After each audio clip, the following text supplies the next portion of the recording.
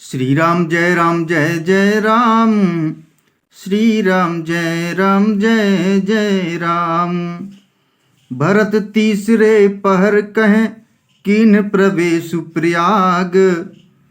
कहत राम सिय उमगी उमगी अनुराग। प्रेम में उमंग उमंग कर सीताराम कहते हुए भरत जी ने तीसरे पहर प्रयाग में प्रवेश किया। झलका झलकत पायन कैसे पंकज कोस ओस कन जैसे। भरत पयाद ही आए आजू भयउ दुखित सुनी सकल समाजू। उनके चरणों में छाले कैसे चमकते हैं जैसे कमल की कली पर ओस की बूंदें चमकती हों। भरत जी आज पैदल ही चलकर आए हैं। यह समाचार सुनकर सारा समाज दुखी हो गया।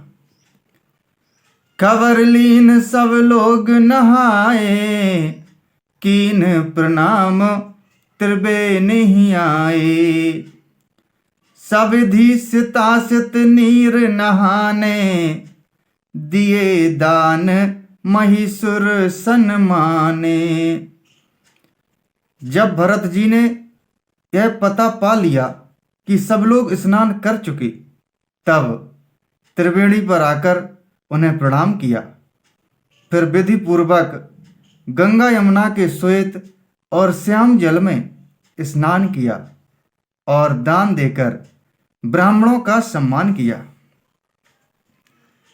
देखत श्यामल धवल हलोरे पुलकी शरीर भरत कर जोरे। सकल काम प्रद तीरथ राऊ वेद विदित जग प्रगट प्रभाऊ। श्याम और सफेद यमुना जी और गंगा जी की लहरों को देखकर भरत जी का शरीर पुलकित हो उठा और उन्होंने हाथ जोड़कर कहा, हे तीर्थराज, आप समस्त कामनाओं को पूर्ण करने वाले हैं। आपका प्रभाव वेदों में प्रसिद्ध और संसार में प्रकट है। मागऊ भीख त्यागी निज धर्मु आरत काहे ना करई को कर्मु। अस जिय जानि सुजान सुदानी सफल करही जग जाचक बानी।